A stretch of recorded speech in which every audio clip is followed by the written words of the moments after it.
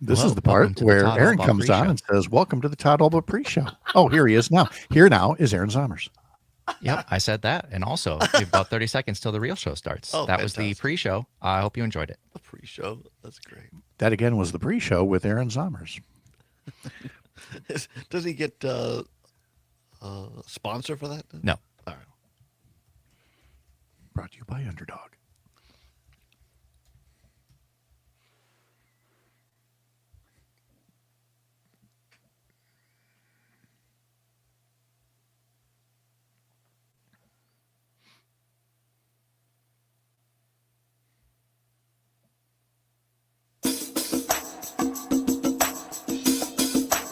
From the Civic Media World Headquarters in Madison, Wisconsin, it's the Todd Allbaugh Show. And now, pursuing truth wherever it may lead, here's your host, Todd Allbaugh. Wisconsin on the Civic Media Radio Network and streaming worldwide on the Civic Media app. Good afternoon, everybody. Todd Allbaugh along with Mr. Aaron Zommers, our producer and engineer on the board. It is 6 minutes past the hour of 2 o'clock on this Wednesday, September 3rd, 2025. It is a great day to be a Wisconsinite, and it is Hump Day. That's right. Made it halfway through a short week. So I guess it's kind of hump day-ish. Cloudy skies here at the world headquarters of Civic Media in downtown Madison on State Street. Glad to have you along. Fall has arrived here in the state of Wisconsin. Brittany Merlot, our great meteorologist, says we're going to feel much more fall-like. Temperatures almost 20 degrees below normal for highs here in the next 2 or 3 days or so. Going to recover somewhat by the end of the weekend and maybe close to 80 by Sunday or Monday. But get out those jackets, folks. And windy. I walked up State Street here to our friends at Wonder State Coffee before the show, and wow, if I had hair, it would have blown away. But anyway, glad to have you along on the Wednesday edition here after the Labor Day holiday. Things are back to normal. The gang is back together here on a Wednesday, joining us from his studios at beautiful Lake Wissota, the host of Mornings with Pat Kreitlow, powered by Up North News. Mr. Pat Kreitlow joins us from Lake Wissota, and a former Republican like myself, a good old River Falls boy, now the senior advisor to the Lincoln Project, joining us from a secure, undisclosed location outside our nation's capital, Trygve Olsen. Gentlemen, how are you? Well, we're good because we could spend a lot of time reminiscing about childhood cartoons during the break there just now. Underdog, Tennessee Tuxedo, Commander McBragg, Go Gophers. There were a lot of dogs there, but you had Quick Draw McGraw in there too. So sure, Scooby-Doo. We really have just become the two old men rocking on the porch talking about days gone by. You know? But when we all grew up, Saturday cartoons was a thing. There was no on demand. There was no.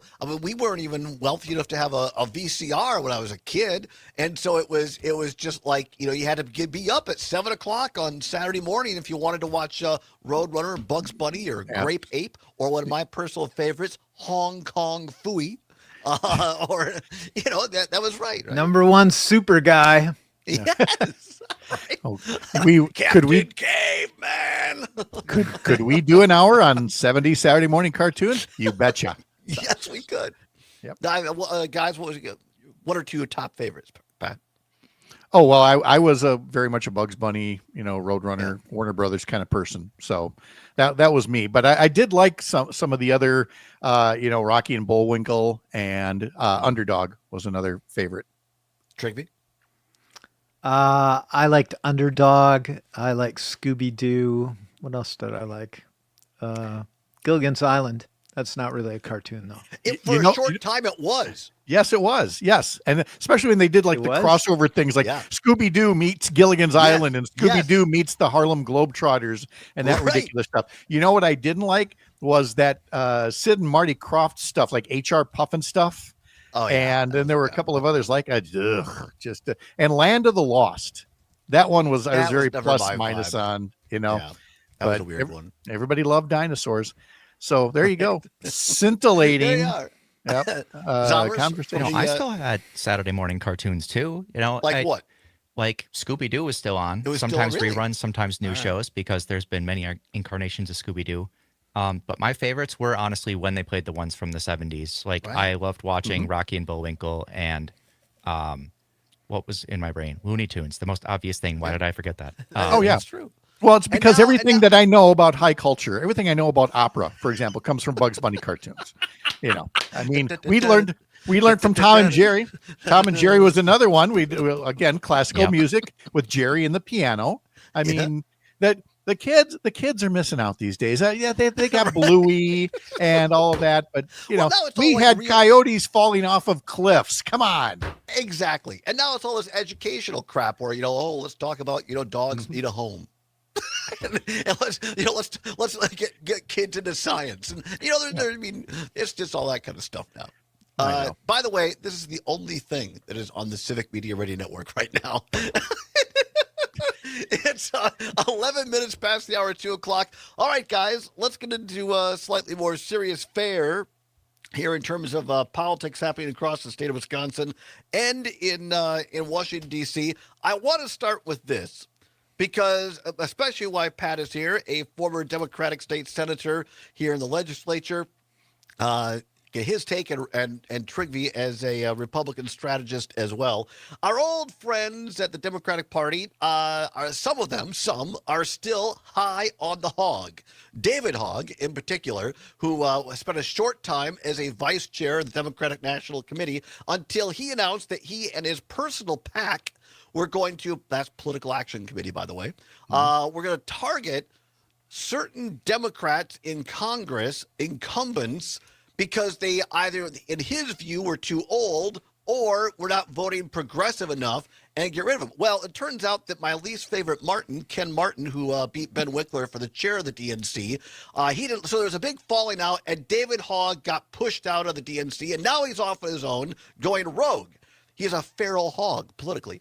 And so now this week he had some comments. It was questioned here. I believe this is by The Hill. He was at and saying, now here is his mission. Here's David Hogg from this week. What I would say is we are not challenging people that are in anything less than, like, I would say, a D+9 race that it's almost certainly going to be Democratic.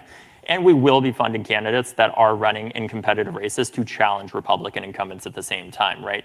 I don't want us to lose the majority in the House because somebody, just because we may not agree with somebody fully where they are on guns or something like that, even, at least right now when I feel like democracy is on the line. That is David Hogg and his Political Action Committee talking about what he's going to do. Pat Kreitlow, as a Democrat, is this where, and I'm not going to, look, David Hogg is a prominent figure in today's Democratic politics, but is this, +9 districts in 2026? I'm not sure. For those that don't know, that just simply means that the incumbent won by 9 percentage points or more in their district. If someone won by 9 percentage points, Pat, is that the person you really want to be going after? In terms of going after fellow Democrats, I think I missed the boat on this one. No, I probably didn't set it up that well. I guess my point is this: is that I don't consider a +9 a safe Democratic seat. And Hogg's point is, Democrats are going to win that seat regardless because it's a +9. I don't think 9 percentage points in 2026 is all that huge of a margin. Go after people that are +26 if that's really what you want to do. I don't think they should be doing it anyway, but what say you? I mean, this is kind of comes back to, Howard Dean and the 50-state strategy. And of course, at the time, there were people that were highly critical of that, saying, you've only got so many resources. You can only put them into so many areas. And Howard Dean saying, I'm sick of that. And we're going to compete everywhere because you never know how fortunes might swing. And I would point in the case of Democrats to 2006, where, again, it was one of those years where Democrats won seats that they hadn't won in nearly 100 years in some parts of like Southwest Wisconsin in the legislature. But, so it's one thing about being competitive in every district, or do you just invest in a few?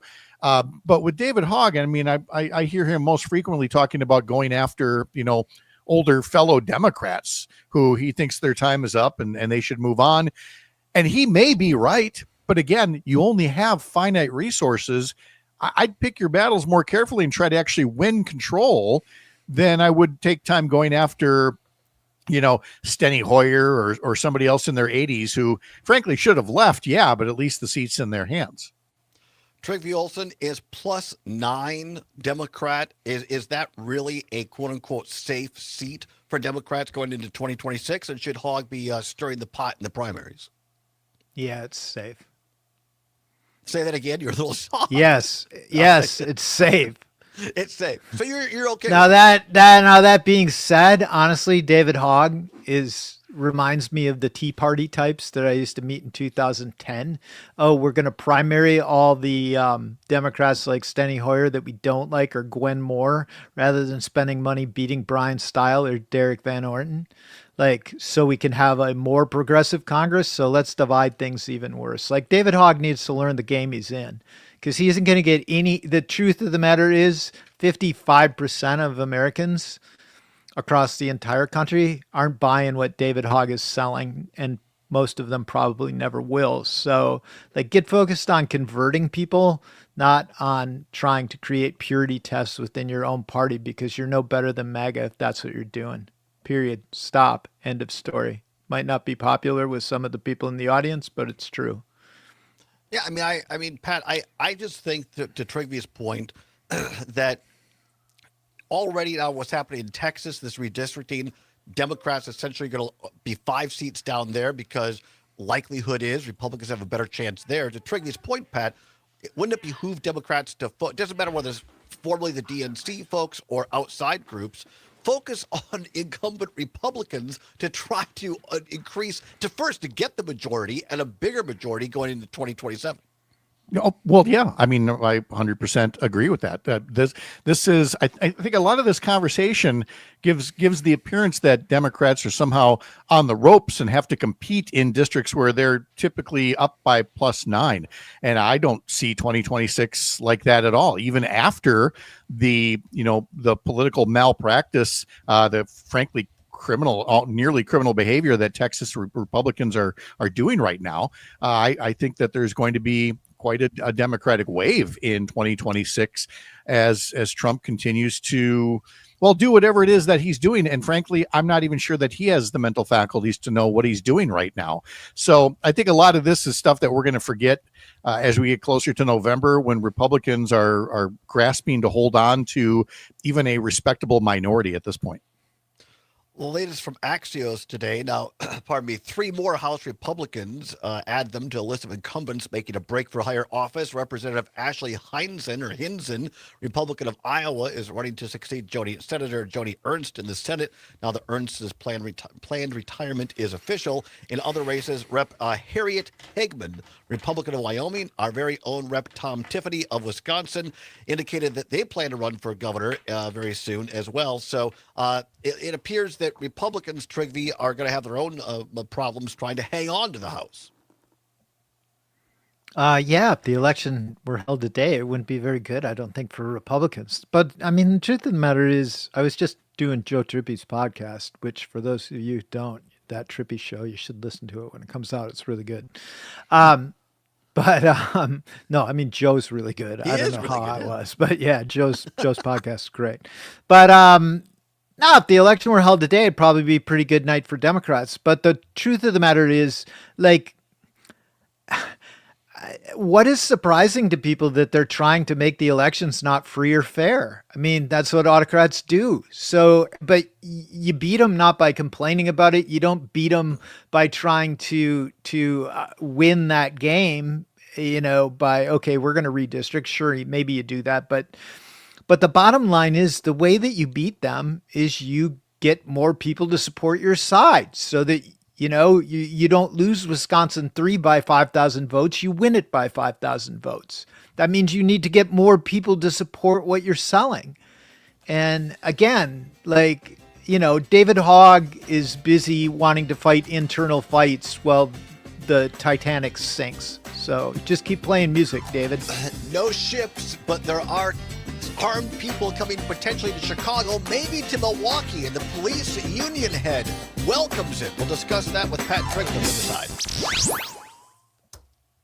Choice. headlines. Madison's real news and great conversation. 92.7 WMDX. There you go. Ready, Madison. Elsa's own Jarocho is The cartoon now open discussion on was Plaza probably better than the Drive. political 5-star discussion, all but that was fun. fresh, homemade, and the Political best discussion was good. by one review. They were both very good. Tacos I've ever had in my life. Elsa's own Pat was brilliant on both. He was. I didn't set it up very well. I was going to say I used to get up on Saturday mornings to try and watch Pat on WEAU, but See, now there you would have been perfectly served because I was weekend anchor at the time that you were in middle school. Congressional seat.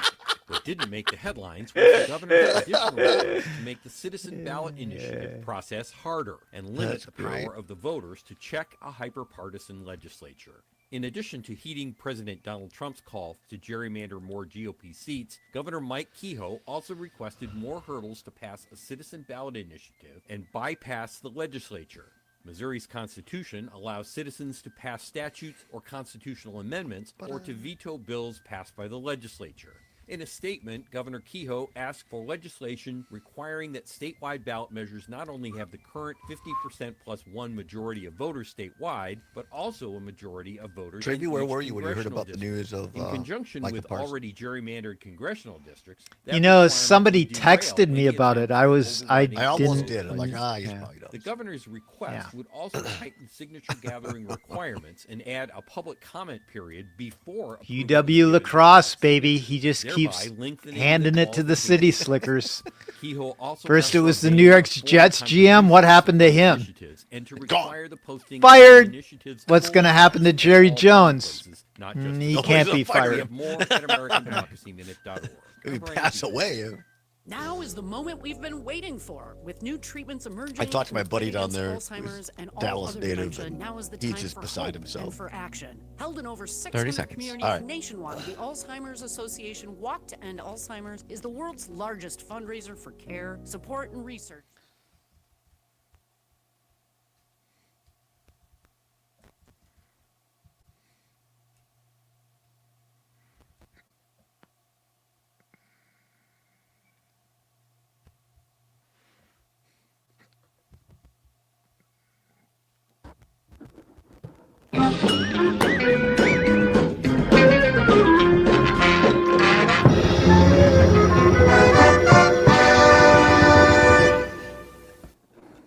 Welcome back to the Todd Allbaugh Show on the Civic Media Radio Network. We've become cartoonish. Thank you, Mr. Zowers. I appreciate that. That It's was the Scooby-Doo title card. no, it's very good. Yes, it was. Very, Yes. very, very, very good. We're talking about our favorite cartoons to open up the show here on a Wednesday on the Civic Media Radio Network. 22 now, past the hour of 3 o'clock. No cartoon characters, great broadcasters, great political That's folks. debatable. I don't know. Well, at least one of our guests is a great broadcaster. Mr. Pat Kreitlow joins us from Lake Wissota Studios there, where you can find him every morning on Mornings of Pat Kreitlow from 6 until 9. And Trygve Olsen, who joins us from Washington, D.C. area via StreamYard, and he is a senior advisor at the Lincoln Project. First of all, guys, before we get back into a little bit of politics, I want your quick take on this. Our very Luke Mathers is all over this, sending out the latest from the Wisconsin lottery now. The Powerball jackpot has increased to $1.4 billion for tonight. Are you playing? If I get out, yes, I'm reminded that my wife every so often just pushes me out the door and says, "Go touch grass, go outside and play. You can't sit at this desk all the time." So yes, I do intend to go out and get a ticket. I also know it's not the end of the world, but dreams can only cost you a couple of bucks. Right, exactly. I'll play along. Why not? Yeah. Trygve, you get a Powerball? No. He's so unenthusiastic. They don't about call it. Did you him know a your color man did you and know can't do your nothing. did you know your odds of being hit by lightning 3 times in a lifetime are greater than your odds of winning the Powerball? But and still yet- a chance. But and yet still a chance. people win Powerball, and I have never heard of anybody being struck 3 times by lightning. So Nice. there's a statistician who needs to maybe buy a ticket and find a new line of work. Wow, I love it. All right, Pat. I'll tell you what. When you win it, will you take me out on your new pontoon boat that you buy with your Lagresse? Yes, right after I fly you there because it'll be in Tahiti. Oh, Pat Kreitlow won. There you go. Just get on that. You're all set to go. All right, guys. Your quick take here on something a little bit more serious we've seen in Washington, D.C., outside of where Trigby is at proper. The mayor out there, which I think is weird and goofy. My opinion is they've got something on her or threatened her and she's just capitulated. The mayor of D.C. now is basically saying, hey, if you want to take control of our police force in D.C., stay here as long as you want. We're fine with that. Meanwhile, J.D. Vance was in La Crosse last week saying, we'd love to come to Milwaukee if we got an invite. And now yesterday, the head of the police union in Milwaukee gave it. Pat Kreitlow, what say you? Well, look, I just was finishing a story on this, which kind of ties in some of J.D. Vance's remarks from La Crosse last week, which, by the way, I can summarize in this manner. Be afraid of immigrants. Be afraid of immigrants. Be afraid of immigrants. It's all about the crime. But here's the thing. They love to talk about how in the past couple of weeks, crime has plummeted in the nation's capital. It has nothing to do with the troops that are there. It does have a lot to do with the presence of people from some rather elite agencies. You know, the FBI, the Bureau of Alcohol, Tobacco, and Firearms, the Drug Enforcement Agency, the Department of Homeland Security. People who have the power to make arrests are making arrests while our National Guard troops are using a lot of our resources to pick up trash, to which the mayor there, Muriel Bowser, said, look, if you gave me 500 additional police officers, we'd see the same amount of arrests and gun recoveries and things like that. It simply reinforces the point that cities have been begging for the resources. They get austerity budgets from Republicans until things reach a certain level where the Republicans say, oh, you know what we need? We need troops on the streets. Or more law enforcement officers making arrests. Yeah, we could have used those law enforcement officers a long time ago instead of playing these political games that have wasted millions of our tax dollars. Trigby, is this really about security, or is this about setting things up to but basically rig the election via suppression in 2026? I don't know that it has anything to do with suppression in the elections. I will tell you this, to Pat's point. So my daughter Ula wanted to go see the Washington Mystics. That's the WNBA team play. She's kind of really into women's basketball. The arena is over in Anacostia, which is not a very nice neighborhood. In fact, it's really bad neighborhood. And I don't go in the district often, and I'm driving Ula to the game. I had to drive down Constitution, and you get by the Capitol on the mall, and there's National Guard guys out and about, where there is no crime, incidentally. There's a bunch of Capitol Hill staffers playing softball and stuff like that. You get over to Anacostia, not a National Guard person to be seen. And there's like muggings going on as you're driving by. And it's just like, the whole thing is just cosplay. I mean, that's all it is. It's just cosplay. It is. You've got, and again, you've got the actual law enforcement folks from, you know, the FBI, the DEA. They're doing car stops for tinted windows and open alcohol containers and all that while being taken off whatever investigations that they were working on. This is just one more lesson in how these folks are just bad with our money. They're bad with our resources, but they sure know how to put on a TV show, how to put together political commercials and things like that. And that's the world that we're living in right now. In other words, I might be right, but I end up being wrong on election day when people go, oh, well, those troops are there, so I guess somebody's doing the right thing, even when they're not actually. I think it's cosplay until it's not. And the latest I've heard is that now the Trump administration is saying we're not going to send the military into places like Chicago or Milwaukee. It's going to be ICE. And it's going to be a reason to round up people. Once we've seen in the past, many are citizens or permanent residents already. And I do think it's going to be something to suppress the vote in 2026. Which is exactly what J.B. Pritzker, the Illinois governor, said yesterday. I highly recommend going back to his remarks. They were spot on explaining what they intend to do, especially for Mexican New Year celebrations, which is just repugnant. Yeah. By the way, JD Vance being in lacrosse, he was very disappointed his advanced team did not take him to Ashley's Furniture. So for whatever that's worth. Pat Kreitler, appreciate you. You can listen to him every morning from 6 until 9 on the Civic Media Radio Network. Come on back. Trigby Olson joins us once again. On the other side, Farm News is next on the Civic Media Radio Network. That's all, folks. I wanted to do the that's all, folks. Yeah, I didn't know if I should do even more cartoons. Has a number of great jobs across the state. Open now at Civic Media. You know what? You either need to do one episode a week that's just a podcast, or on the weekend or something, and we'll just do this kind of uselessness for a while. Yeah, that'd be fun. We could just Todd's have, Coffee Clutch. But Right? Mm-hmm. the answer, Three old guys sitting around just talk. You know what? Nobody's probably taken that name yet. 3 old guys sitting around. Don't let your cows become the victims of the ration roller coaster. Work on it. Fantastic. All right. Thank you, guys. Talk to you later. Thank you. Bye-bye. Thanks. And help the herd navigate the highs and lows of feed quality. All while using less than an ounce per day per cow. Trigby. Learn more about generating Yes, Todd. I can tell you're tired. No, I'm good. Graham Casillas is a farmer well, I from am a Vernon little County. tired. He's got a 34-acre farm he bought about a decade ago. When he got it, he also inherited about Dave in New Berlin says, I 3,500 bought a lottery hazelnut ticket. If I win, I need to Casillas hire tells us Maggie it took for a my few years to lawyer. try to Well, figure I'm out sure just I'm exactly sure how for to a certain use rate them. she'd do And it. then he found the To Madison manage Tattoo a Festival, billion-dollar and empire, everything sure. clicked.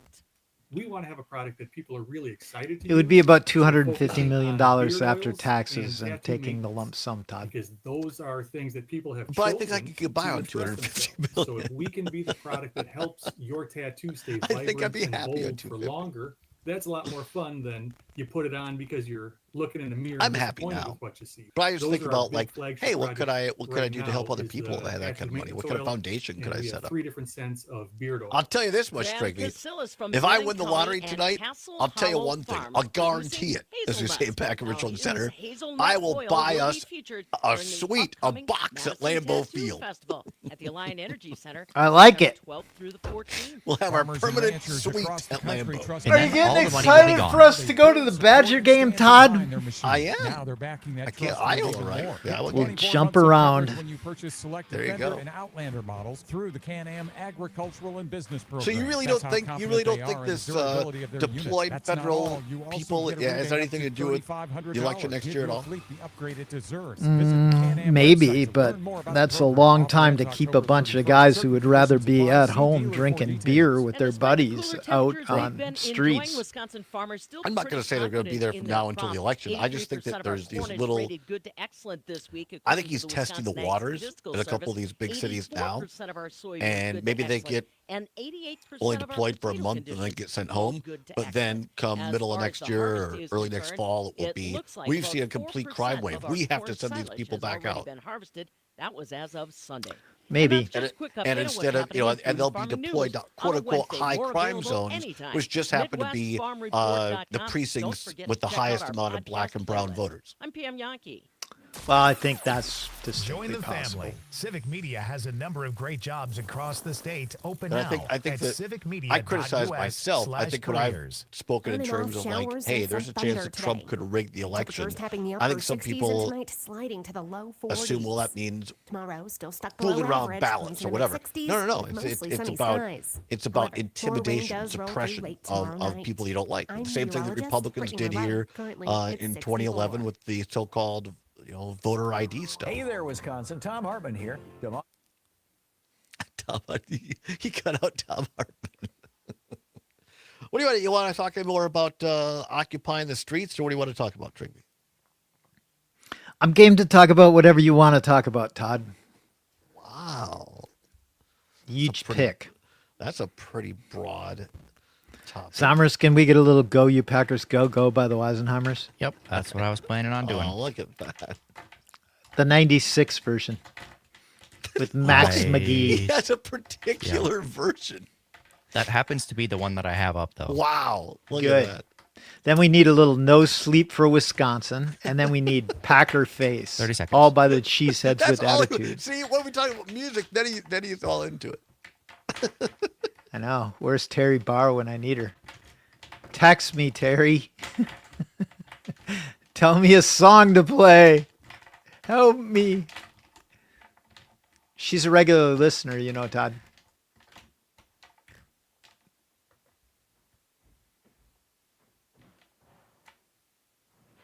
Todd, I can't hear you anymore. Go, you Packers, go, go.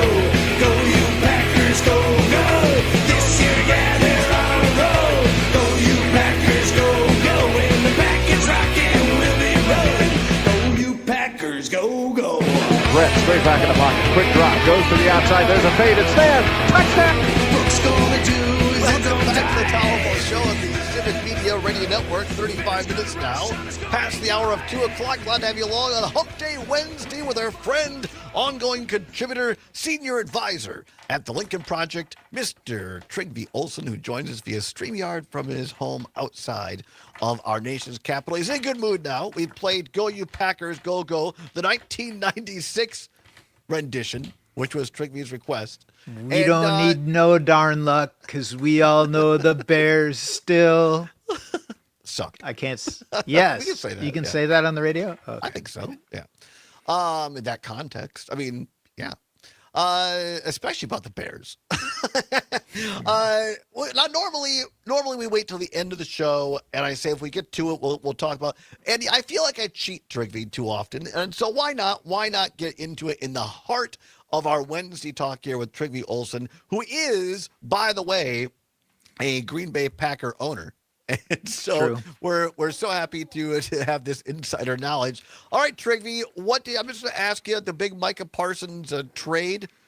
Biggest acquisition, in my opinion, since Reggie White. Charles Woodson might be a candidate for that as well, but certainly making the biggest impact. This is a big deal, getting one of the greatest defensive players we've seen right now from Dallas, out from under Jerry Jones, now coming to the Packers. What was your initial reaction? Oh, it's awesome. I mean, first of all, we took Jerry Jones to the cleaners. We traded him like a washed up nose tackle and 2 second-round picks, essentially. I would call Kenny Clark washed up. Yeah, they weren't going to have him back next year anyway. Yeah, he's kind of washed up 10 years. I mean, I like Kenny Clark, but, good luck. Yeah. All right. Good riddance. Don't let the door hit you in the posterior on the way out. No. I mean, they'll miss him, but they got. It's a young man's game, Todd. Just like radio. Unlike radio, maybe. I don't know. We don't know if anybody's listening to us or not. The phone's not ringing today, Todd. But we haven't asked. Yeah, we haven't asked. No, I mean, yeah, it's a huge deal. He's in his prime. I mean, guys like that, Micah Parsons, right? Yeah. How often does that happen?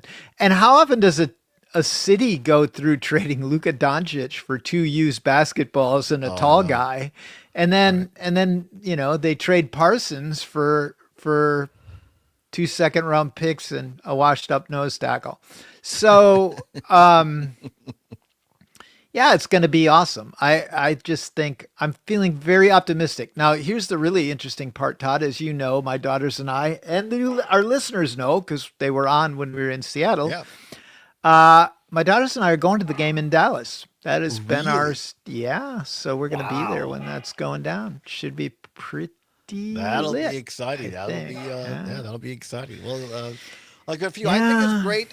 We had our very, and I know that you have met and talked with Mark Murphy before, now former Packers president. Our very own Luke Mathers was here yesterday telling the story. He was with family playing golf up in Door County over the weekend, Labor Day weekend, and they were just sitting there. They're getting off the first 9, and here coming in behind them, it was a 6'em. Instead of a 4'em, it was a 6'em. And they're like, what's going on? It turned out it was Mark Murphy, who owns the course, this course up in Door County. And he was, I guess, he was super cool. And Luke ended up asking, what do you think about that trade? And Murphy said, yeah, basically, like, we really took it to Jerry. Yeah, I mean, they did. He is a nice guy. I mean, the 2 times that Actually, there was one professional time I talked to him too, but 2 times that I ended up talking to him. Once he was wandering around the parking lot talking to fans at the Redskin Packer game out in D.C. And yeah, true story. Wow. And I ended up talking to him then. And then the second time I was on a Lambeau Field tour with my daughters, who were pretty little at the time. And the guy who was giving the VIP tour, we were down by the locker room, and Mark Murphy with a couple other guys comes walking by, and the guy's like, "Oh, there's Mark Murphy. Don't, just kind of leave him alone."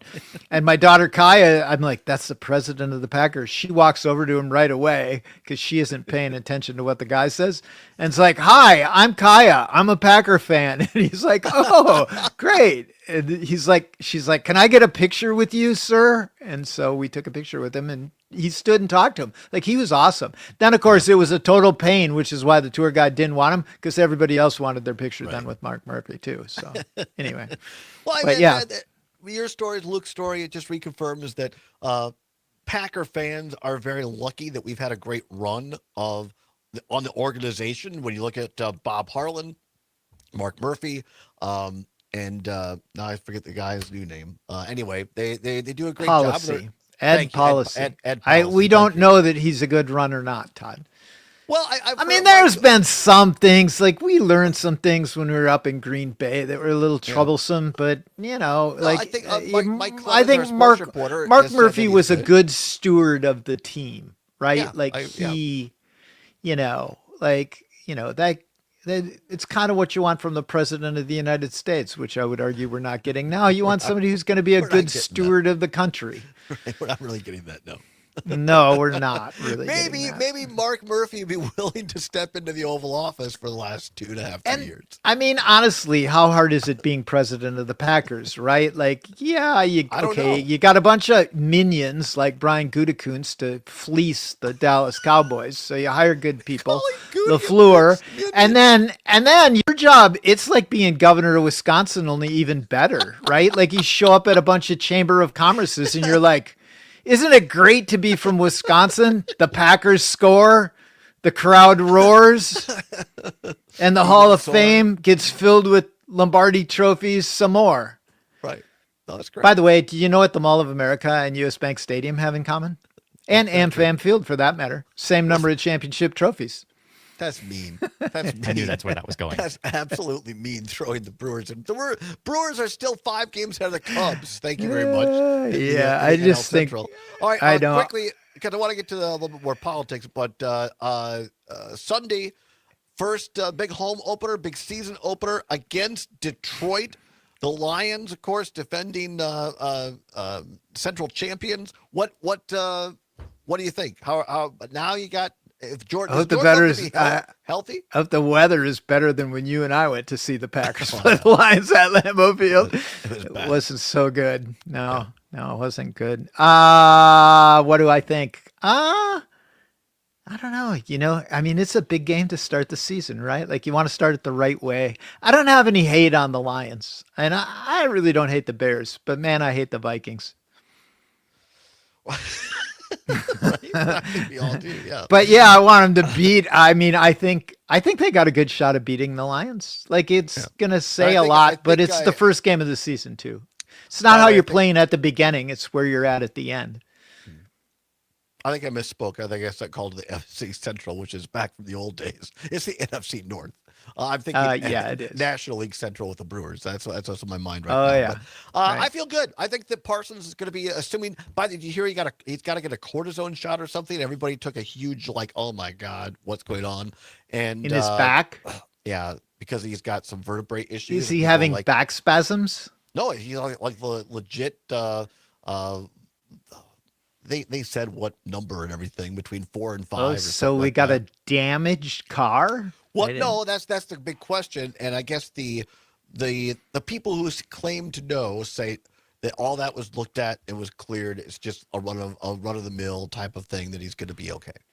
So, but I heard he plans on playing. We are going to have our aforementioned sports reporter Mike Clemens in on Friday. Last half hour of the show, he will have the injury report from the Packers by then, and we will find out exactly who is in and who is out for the home opener of the Green Bay Packers, of which you can listen to live on many of our stations across Wisconsin, starting at 1 o'clock on Sunday afternoon, WRCO. 100.9 FM in Richland Center, WCQM 98.3 in Park Falls, WRJN in Racine, Kenosha, and WAUH 102.3 FM in Watoma, our newest Green Bay Packer affiliate. This Sunday, Packers against Detroit, starting at 1 o'clock with a pregame show. Looking forward to that. All right, Trigby, another Packer fan we've had the honor of talking to a couple of times on this program, Lieutenant Governor Sarah Rodriguez, who is still the only officially formally announced candidate for governor in the state of Wisconsin, releasing a statement today saying that she has now completed her third consecutive year of traveling to all of Wisconsin's 72 counties. Her last stop on the county circuit tour was Wolf and the Wolf and Fox Winery at Calumet County just last week. So there you go. Sarah Rodriguez continues her traveling around the state. You've talked about this before, and we're not here to endorse anybody, but I think we both are impressed with Lieutenant Governor Rodriguez, as we have been with State Senator Kelda Roy. She's expected to announce, although that official announcement has not come around. But I think Lieutenant Governor here getting out and to all 72 counties, that's a big part of any successful statewide campaign. Yeah, huge part. I mean, she's going to be a really strong candidate, I think. There's going to be some others in the race. You know, I mean, it will be interesting to see strategically how the various Democrats who get in the race sort of approach this, right? Because you got to win the primary to be in the dance. So you got to get a date to the dance. But on the other hand, you don't want to have to do what you have to do to get the date and then turn out, disqualify yourself from winning the dance contest, right? And, you know, there is that risk, I think, for the Democrats going too far to the left. To Pat's regular point, the Republican primary is really a primary about one guy. Do you get Donald Trump's endorsement? And, you know, I mean, is Tiffany going to be that guy? I don't know. It'll be interesting to see how this whole thing plays out. He was in Labor Day parades, Trigby. You probably didn't see this out there. He was in a couple of Labor Day parades, and I'm not sure if they thought this was just like a funny shtick or whether it's an indication of the way their early campaign is going. But they took one of his like congressional farm signs that said Tiffany for Congress, and over Congress, they just kind of did like a homemade sign and marker that said for governor. And I'm like, really? Really? Yeah. and he took it. He stood next to it, and they took a picture of that, and they thought that was something to like promote.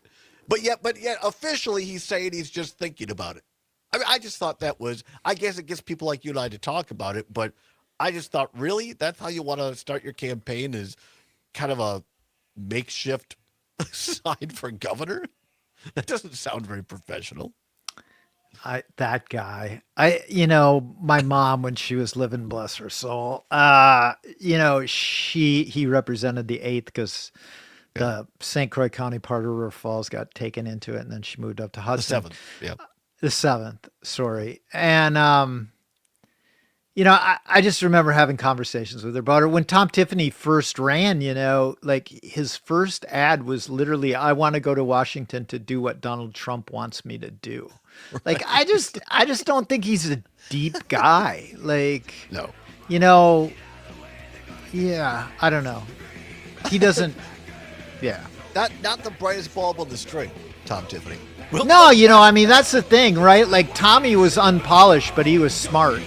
We'll come back on the other side of Trigby Olson. It's the Todd Allbaugh Show on the Civic Media Radio Network.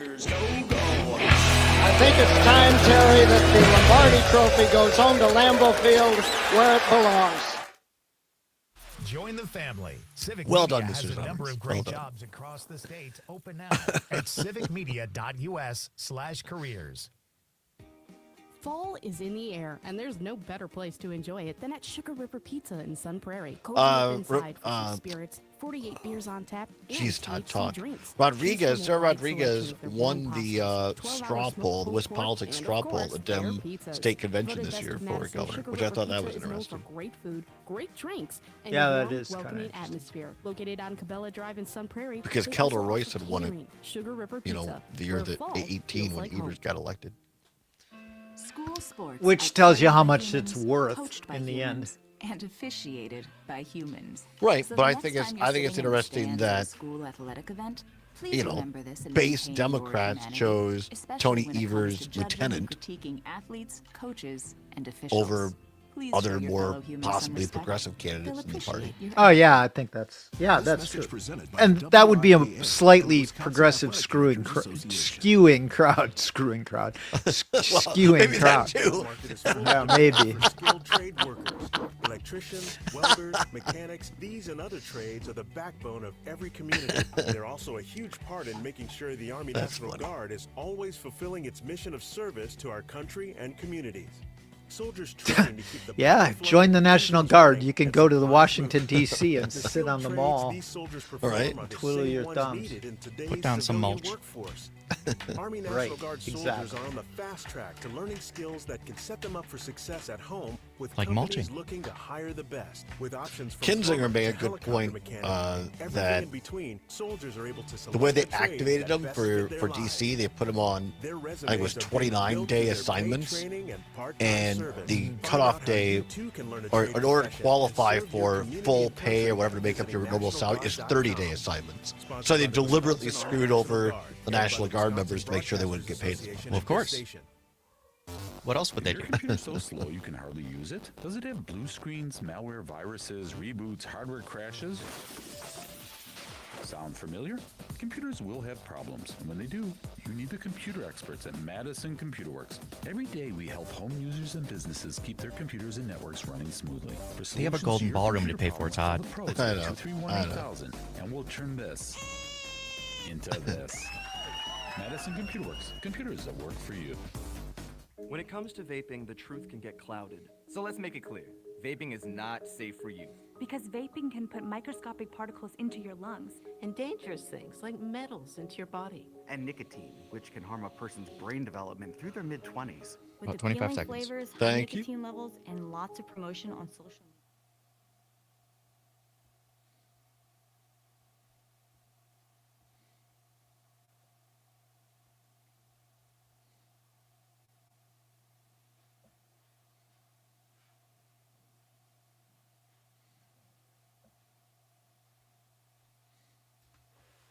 No sleep for!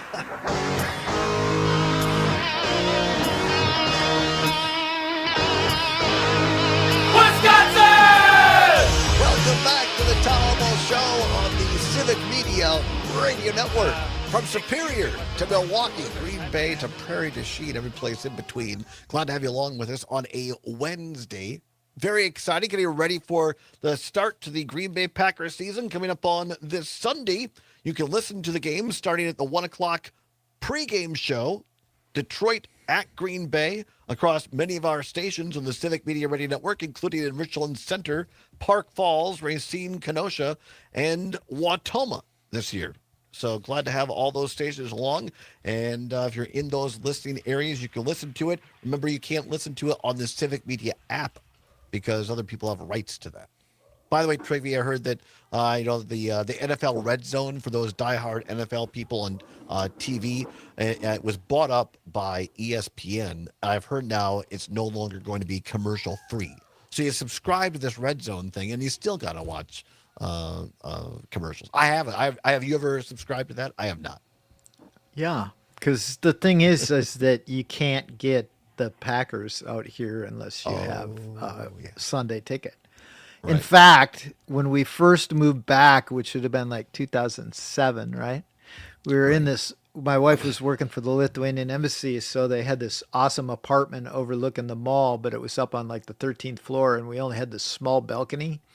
And the first thing I did before she got over there was call DirecTV, even though it was a chunk till the season, and put this huge freaking dish up there. So when you went out on the balcony, you couldn't see anything because the dish was up there. And honestly, if that apartment had been facing the wrong direction, I'd have been like, okay, we're moving. Because after all those years of living overseas, having to just listen on the radio, I was like, there's no way I'm not having the Packer games. Not that there's anything wrong with listening on the radio, by the way. I like listening on the radio from over there, but actually, I am one of those guys. I turn the sound off because I can't stand Troy Aikman and Joe Buck. I just as soon go to the dentist and listen to a drill as listen to those two. Oh yeah, flapper hats. My roommates love playing compilations of those two being stupid. They're morons. So I listen to the radio while the game is on, and the radio is usually ahead of the TV. Yeah, well, there you go. See, which is kind of nice because I have my headphones on, and then I predict to my daughters what's going to happen next. They think I'm a savant. You're a genius. Somehow I'm not able to do that when we're actually at the games that are live, but when we're watching on TV, I can usually tell them what's going to happen next. Matt in Richland Center, one of our great UPS drivers who listens to us on the route, little salty over Trigby, once again picking on the Vikings.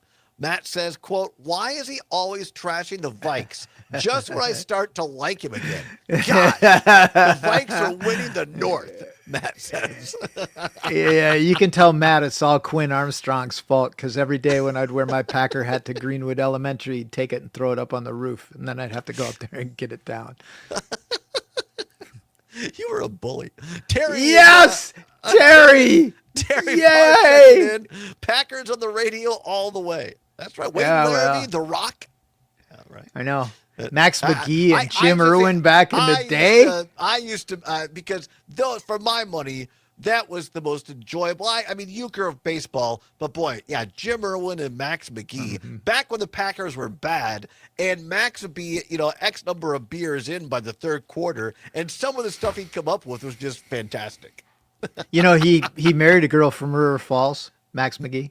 Really? So he'd always come for Christmas to Ezekiel. Really? Oh God, yeah. It was like a Christmas present for everybody at Ezekiel Lutheran Church because Max McGee would be there. Like, it's like Christmas Eve. He's there with the wife and kids and his in-laws. He just wants to get home, and everybody's like, ah. Yeah. No, I mean, they were just a great broadcasting duo back in the day, Max McGee and. Do you remember Chi-Chi's, the restaurant's Chi-Chi's? Oh, Chi-Chi, yeah, that's right. He was owner of that, part owner, yeah, right? He was. He owned the franchise, yeah. He's a really successful business guy. Yeah. He was a character. Sometimes his descriptions of stuff were just outrageous. Probably not at Federal Communications Commission compliant either. But no. I mean, the stories he told of some of those early Super Bowl games with Lombardi and Bart Starr and all those people, just crazy. Because I remember. Go ahead.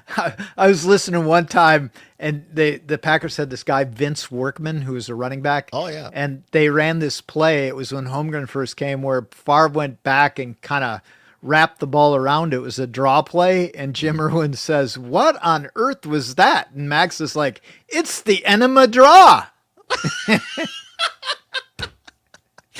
And Jim Irwin's like, "What?" And he's like, "Yeah, that's what Lombardi used to call it. We used to have that in the playbook. It's the enema draw."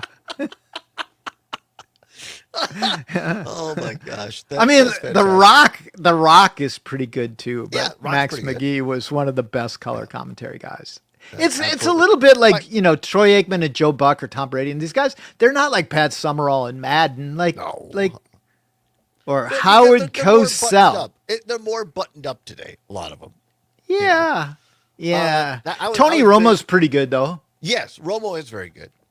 Terry says, I covered the team in the 90s run to the Super Bowl. Wow, I didn't know that. Good times. Yeah. That was good times. Well, Trigby, we appreciate you joining us today. Not exactly a lot of politics, but once in a while we got to have some fun, especially when the Packers get ready to kick off the. More to the world than politics, Todd. Everybody needs to take a deep breath once in a while. I wrote about that on Substack. I got a hockey game tonight. Really? That's going to be my hour and 15 minutes where I don't think about any of this that's going on in the world. That's a good reminder that we all need to just step away once in a while from the hyper partisan stuff or the political stuff or even the news and do something fun, whether that's sports or whether that's getting out for a walk or whatever it is. Take care of our mental health, take care of each other, right? And appreciate the fact that we are in a great state like the state of Wisconsin. So, yeah, I won't have to think about Pat bullying me about my age or anything. All right, Travie, we appreciate you, my friend. Enjoy the Packers kickoff this week. All right, thanks, man. We'll talk soon. Talk to you soon. Come on back. What's worse, regular gas or premium gas on the other side? Don't go anywhere. It's the Allbaugh Show at the Civic Media. No! Slave! Wisconsin! No! Slave! Wisconsin! I thought that was Friday. No, I don't think so. Anyway, can you come in here for a second? Home for real news and great conversation. A Civic Media station. ABC News, I'm Chuck Sievertson. Florida aims to become the first state to end all vaccine mandates, says the state Surgeon General, Dr. Joseph Ladapo, alongside Governor Ron DeSantis. Every last one of them is wrong and drips with disdain and slavery. Mandates set to end, including those for school kids to get shots against measles, polio, and more. The governors of California, Oregon, and Washington say they're forming the West Coast Health Alliance to offer unified, consistent vaccine recommendations based on science. In reaction, a spokesperson for Federal Health and Human Services Department accuses those states of having imposed failed mandates during the COVID pandemic. Calling for full public release of the Jeffrey Epstein files, alleged victims and others at Washington rallies today. The Dollar Tree retail chain says price increases started the past few months and more products will increase in cost over the rest of the year. This is ABC News. Rebuilding and refreshing local radio one station at a time. This Civic Media radio station is proud to be a part of your community. Learn more at civicmedia.us. For 92.7 WMDX News, I'm Savannah Tomei Olson. Issues are brewing in Sun Prairie, where a former school administrator is charged with multiple felonies and parents are worried for the safety of their kids. Robert Gilkey-Meisinger is facing local and federal charges, including child exploitation and child pornography. According to reporting from NBC News, the district got a tip about his behavior months before his arrest. A student reported that he seemed to have an inappropriate relationship with one of their classmates, and school officials said the student's claims were unsubstantiated and they didn't report it to police. The school board met last night and parents stood outside to protest. WMTV reports they were asking for more transparency and better protection for children. According to their reporting, some staff have been placed on leave as an independent law firm investigates whether district employees handled the whole case properly. Gilkey-Meisinger was back in court yesterday and entered a plea of not guilty. But based on the charges, if he's convicted, he faces decades in prison. Meanwhile, the Madison Diocese says they got at least one complaint about a priest police say committed sex crimes against children. Father Andrew Showers is facing federal charges of attempted sexual assault of a child, attempted child enticement, and attempted use of a computer to facilitate a child sex crime. Those crimes allegedly happened in Waupaca County. Now the Madison Diocese says a parent reported Showers' concerning behavior in 2021. The diocese says the parent filed a complaint against Showers because of questions he reportedly asked a middle school boy during confession. The diocese says the family even met with Lodi police, who determined the incident did not rise to the level of a crime. Now the diocese says they're working with the staff of Our Lady of Guadalupe and St. James School, where Showers was assigned. Showers is currently banned from ministry, according to the diocese, and is not allowed to have contact with minors. He'll be in court September 30th. I'm Savannah Tomei Olson, 92.7 WMDX News.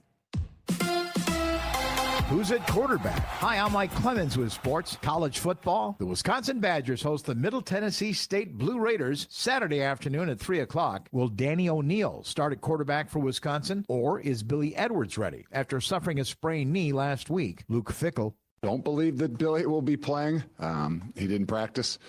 So obviously Danny would be the guy we would go with, and Hunter would be the backup, and we would just proceed from there. NFL, the Packers at practice today. They host the Lions Sunday at 3:25. The Brewers play the Phillies tonight, game 2 of their 3-game series. Pat Murphy reviewed Monday's 10-8 loss to Philadelphia. They got some of the best players in the game on the team, and they did a great job of exploiting us by getting the leadoff guy on base.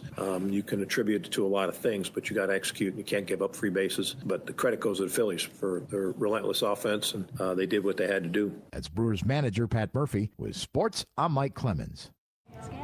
As Wisconsin is saying the word bag instead of bag. This is the Civic Media Radio Network. On and off showers and some thunder today. High temperatures tapping the upper 60s and tonight sliding to the low 40s. Tomorrow still stuck below average, highs in the mid 60s with mostly sunny skies. However, more rain does roll through late tomorrow night. I'm meteorologist Brittany Merlot. Currently, it's 65. The John and Gordy Show. Hey, look who's on the line. It's CJ. You guys are probably old enough to remember the Stone Hearth. Oh, The yes, Stone Hearth. sure. Yeah, right. Yeah, that was a fun spot. Remember Bunky's? That's on Regent in Park. Yeah. Yes, that was a big place. Yeah. Well, that's why I wanted to call you guys. All right, man. That we can have a lighthearted conversation. And I really do enjoy your guys' show. Weekday mornings 6 till 8 on 92.7 WMDX and the Civic Media app. Not completing high school is more of a social thing than it was an academic thing. Even though all these years have passed, I still had that longing to have my diploma. At so age are we 30, switching to that what's worse that you said? No, if you're even considering getting your high school diploma, you can do it. No one gets a diploma early winter, early fall. There's no traffic. All right, 30 seconds. Thank you.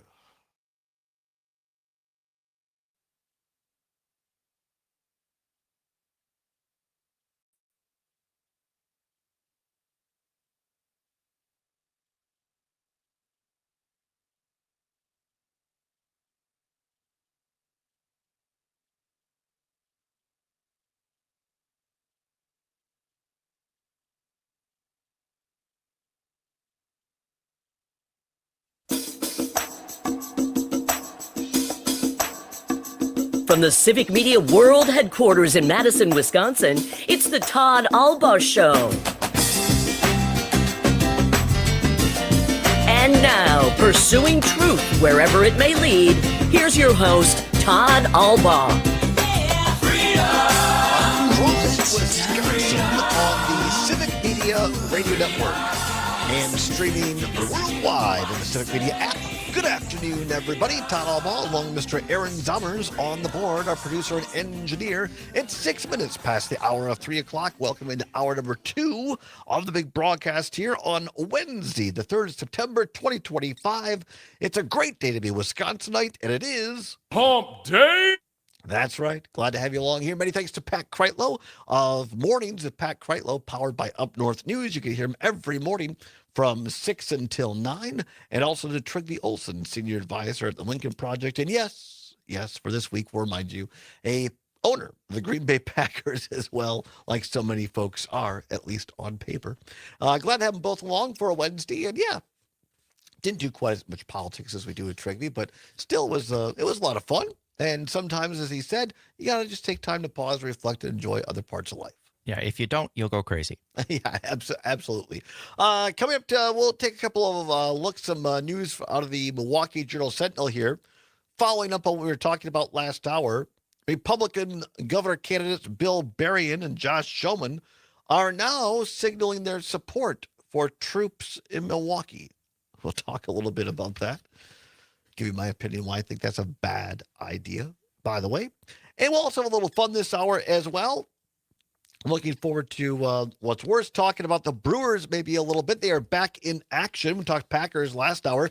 Brewers back in action tonight as the Philadelphia Phillies and Brewers resume their action at 6:05 on all of our stations, the Brewers Radio Network, including WRCE in Richland Center, WISS in Oshkosh, WRJN, I think, in Kenosha and Racine, and WCQM in Park Falls, and our newest affiliate, WBZH in beautiful Hayward, Wisconsin. So Brewers dropped the first game in that series. Kind of a weird thing. They had 19 days straight that they played until they finally had a day off, and they had that really important day off for them And so the Philadelphia Phillies and the Brewers getting underway tonight at 6:05. So I think we have a little cut here from Jacob Mizorowski, who pitched pretty well but got the loss on Monday for the Brewers. He spoke afterwards to the gaggle of reporters, including our own Mike Clemens, talking about getting a little bit of time off after that long stretch. Here's Miz. Everyone needs it. I think it's just, it was a grind going through these, 19 games, right? Something like that. So it's, it's a long stretch, and, everyone's going to enjoy the off day. Jacob Mizorowski on looking forward to that off day yesterday for the Brew Crew. Got a little drama on Monday as well.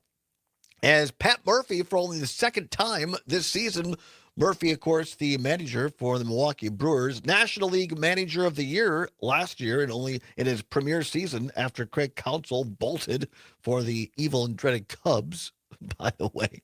Murph got tossed on Monday. And what happened was, it was the second time in the game where something called a check swing.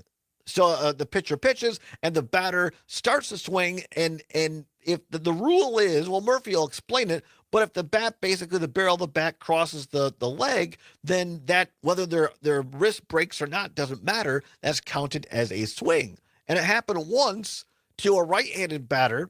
And so they wanted to put to a left-handed batter, and they went to the first base umpire, and he's like, or the third base umpire said no swing. And it happened again, and the first base umpire said no swing, and Murph could see that one, and he got a little mouthy, and he was gone. So here's Murphy talking about getting tossed on Monday. Umpires have a hard job. They have a hard job. What I don't like is when they're definitive that they got it right, and then I see what I see after the game, and you can see the barrel's out in front of his front leg. Tell me how the barrel can be in front of his front leg at any moment and it not be a swing. So I'm not, again, that's a tough call from the angle he's at. He does the best he can, and that's all I can say. Pat Murphy, the manager for the Brewers, obviously had calmed down, but I think with the point he was making was, I went back and looked at the replay like everybody saw on TV, and clearly the barrel of the bat went in front of the leg. It was clearly should have been a strike. You were there, Zommers. Yeah, everyone was very upset. It was really loud booing for at the umpires. They do have a hard job. I wouldn't want to be them. My roommate Elliot, also there with me, he is huge into baseball. He's been to like 70 MLB games, and keeps score at each one. He said that the rule is not about it going past the leg. It's about going past a line. I don't remember what he called it, but there's a line on the ground. And I said, why don't they just have an aerial camera that they can check it? And he's like, well, sometimes there's dirt over the line and then you won't be able to see it. I'm like, well, I still think they should have a camera.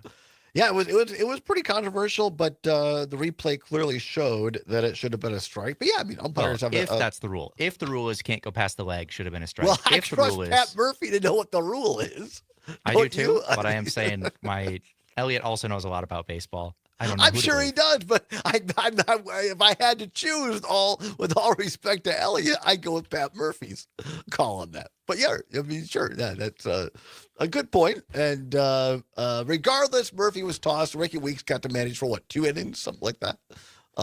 And so like an inning and a half, ish. But the Brewers, like they have not before this season, were not able to pull it out. And by the way, the Cubs lost that day. But they did win yesterday, so the lead is now down to 5 games for the Crew over the Cubs in the National League Central Division. They get back underway later on tonight, pregame show, as we said, at 6:05, Philadelphia against the Brewers on many of these great stations. It's coming up on 13 minutes past the hour of 3 o'clock. Time once again for What's Worse. Let's go. This or that, this or that. Then, of course, the choice is yours. You can get with this or you can get with that. Time once again for What's Worse. Nothing to give away, no prize money involved, just your chance to have your voice heard on several of these Civic Media Station 10 and counting right now. All right, this is timely indeed, as we say, as Mike Lucas says, because weather is changing. You can feel it today outside. Had to wear a jacket walking around. And you can also see in the forecast highs only in the 50s and 60s next couple of days. So we ask you today, category, what's worse? Early winter or early fall? Early winter or early fall? I believe and Jim from Brookfield has already weighed in on what I said before. I gave the tease, as they say, and I teased ahead to tomorrow. So you already know what tomorrow is gas. Not that I'm going to have gas tomorrow, but I hope not. We'll see. Well, at least we don't have to share a studio hours. So That's true. But no, today is early winter or early fall. Early winter or early fall. What's worse? 855-752-4842. 855-752-4842. Give us a call on the old Civic Media hotline or text us on the Civic Media app. You can do it by downloading the app on your Apple or Android device. Simply go to your app store, type in Civic, C-I-V-I-C, Media. It'll pop up with a cute little CM logo. Takes less than a minute. It is free, the Civic Media app. What's worse, early winter or early fall? 855-752-4842. 855-752-4842. Our own Casper, one of our great engineers, texting in saying early winter is much, much worse. Why do we live where the air hurts our faces? Good question. Dana calling in or texting in, I should say, up at beautiful La Crosse, Wisconsin. By the way, we haven't gotten to Joe Gow yet. See, La Crosse, we'll get to that in a minute. Dana in La Crosse says anything winter, especially early, is by default worse. I'll take an early fall. Cam in Appleton, early winter is frustrating in a rear wheel, but other people's yards make excellent donut practice. Okay. I imagine he's just talking about difficult to drive, but, Don't do donuts on people's don't yards. do that. Cam, yeah. Judy in Lodi, listening in on WMDX, is definitely early winter is worse because it's cold and probably snowing. I don't like the cold and snow. All right, Judy, thank you very much. Barb in beautiful Waukesha on WAUK says, I love this cool weather, so I'm saying early winter is worse. 855-752-4842. 855-752-4842. What's worse, early winter or early fall? PJ on YouTube says early winter is worse, saying I dislike snow. This is very fascinating for me. I didn't know it would be quite this lopsided so far. You didn't? No. Because everyone else did that we talked to. Well, Luke, thanks. we talked to Luke beforehand. And he was like, everyone's going to say early winter's worse. And I was like, yeah, everyone's probably going to say early winter's worse. Do you have an argument otherwise? Well, just wait. Getting very salty today, Sommers. I didn't mean to be salty. Tammy, listening in Virginia. Thank you, Tammy, for tuning us in beautiful Virginia. By the way, it's for lovers, Virginia. Early winter, she says, is worse, unequivocally. Jim in Brookfield says here we go. All right, here we go. Early fall is worse, says Jim, because it marks the end of summer and outdoor activities. There really isn't too much of a change in activities between fall and early winter. Now, see, that's a good argument. Yeah, but also you can still do summer stuff if it's a little colder most of the time. Are you gonna go to the water parks? Probably not. Are you gonna go swimming in the lake if it's like 60 and windy? I mean, probably not. Carolyn in Heartland answering our question, what's worse, early fall or early winter? Carolyn in Heartland says early winter in capital letters, absolutely worse, with 3 exclamation points. Scott on WMDX in Madison says early fall is worse because retailers have been marketing fall items in August. It's getting absolutely ridiculous out there. Next thing we know, Black Friday sales will start in March. Yeah, that's very true. I think that's a great point, by the way, because it seems like the 4th of July now is over, and suddenly now you see everything fall. In like Walgreens especially, it seems to be they're always putting stuff out early. Scott in Madison on MDX says early. That's the one we just read. Oh, sorry about that. Thank you. I'm sorry. Kurt in beautiful Monroe texting in on WMDX says early fall is worse. This can interfere with kayaking. He is 100% right. Okay, so it's stuff on the water.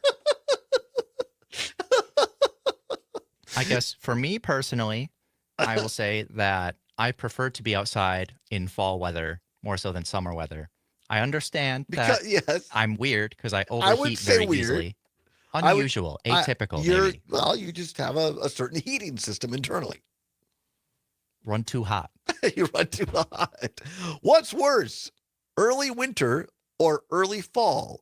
855-752-4842, 855-752-4842. Give us a call. I will tell you my take on this because I wrote today's What's Worse. I don't usually write a bunch of them, but today this was mine. And like Sommer said, I got some heat about this in the meetings today. But I'm glad that people shared their opinions that differed because then I get to learn and be less salty. All right, I'll tell you what's worse. The correct answer. Early summer or early fall on the other side. And some special music for us today on the show. So don't go anywhere. It's the Todd Allbaugh Show on the Civic Media Radio Network.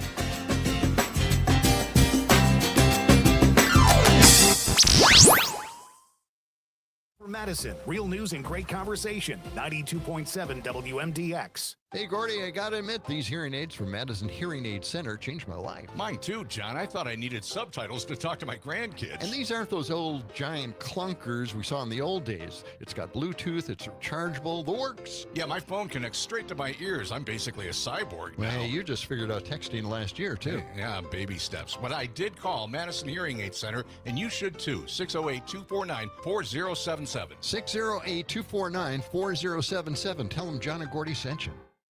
Looking to strengthen the bond with your pup? Dane County Humane Society offers a variety of dog training classes led by certified trainers. Classes are designed to help you and your furry friend learn new skills, improve behavior, and deepen your connection. Whether your dog is a curious puppy, an independent teenager, or a lifelong learner, DCHS has the tools and expertise to help you set the stage for a successful year ahead. Visit giveshelter.org/dog training to register today. My name is Chuck Collins. I'm the great-grandson of the meatpacker Oscar Mayer and a member of the Patriotic Millionaires, a collection of wealthy Americans who share a profound concern about the dangers of concentrated wealth and power in America. Now, the fact is, you may not care how much money another person has, but you likely do care how much power another person has, especially if they're using that power to rig the rules of the economy to make themselves richer and you poorer. You see, there is a point where money is no longer money, it's power. And when rich people use their money to drown out the voices of everyday people, it threatens the safety and security of us all. Patriotic millionaires don't want to live in a country with a few extremely rich people controlling everything, leaving millions of people struggling to just get by. Luckily, we have a solution. Tax the rich, tax the rich, tax the rich. I'm Chuck Collins. I'm a patriotic millionaire, and I approve this message. Teachers are diverse, skilled leaders, innovating to prepare students for our fast-changing world. Teaching shapes lives. Are you ready? Explore teaching at teach.org, supported by the U.S. Department of Education.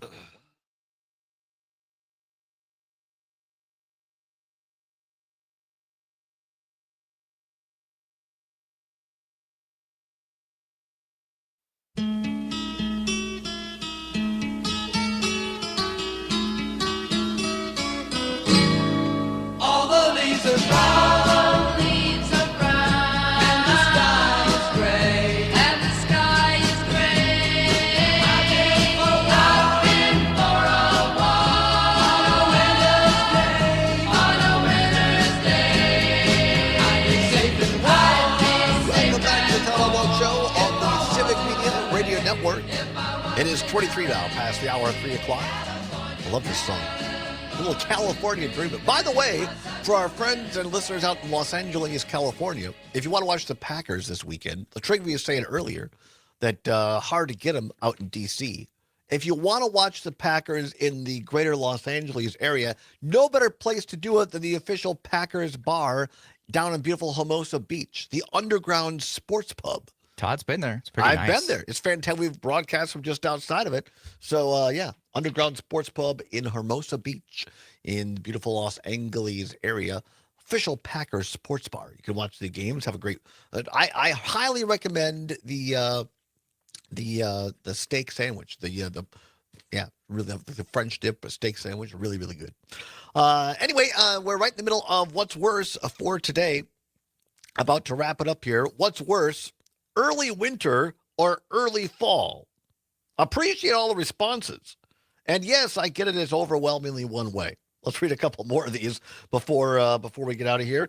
I have a listener here in WCFW, the TAP, brand new listener. We appreciate them calling in. Says any sentence that has the word winter in it is worse.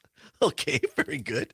Len in Madison, early winter is worse. I want that early frost to shut down the mosquitoes. Well, that's some parts of the state they've been pretty bad, particularly late in the summer. So that's a great point. Luann in beautiful Wanderoos. Wanderoos? Is that a town? I don't know. I love that. Luann and Wanderoos. Let's look that up. Wanderoos, Wisconsin. Says I like the end of hot and muggy. Hate winter. All right. Wanderoos is an unincorporated community located in the town of Garfield. Love it. Nicely done. I want to do a show from Wanderoos. Henry in Madison on WMDX says early winter usually means a brutal December and January. And Jim in Brookfield says, yes, Zommers, it's water related. Once early fall arrives, outdoor swimming is over. For those who love summer swimming, it's depressing. Thank you, Jim in Brookfield. Len in Madison says early winter is worse. There's a repeat of the other one. I want the mosquitoes to go away. Like so long. I'm not sure. Can you say Indian summer anymore? I guess. I don't know. I don't know if there's a replacement phrase yet. Yeah, I'm not sure. What else do you call it, right? Because that's when it gets real. When you have an earlier fall stretch like we're having now, then it might heat back up to like the 80s for 3 or 4 or 5 days in late September, early October, and then the real fall starts. So, for me, early fall is, and I love fall. It is my favorite season of the year. But to my friend Kurt's point, it may mean that we don't get out kayaking as much. Or to Jim's point, I like being around water. I like being on the water.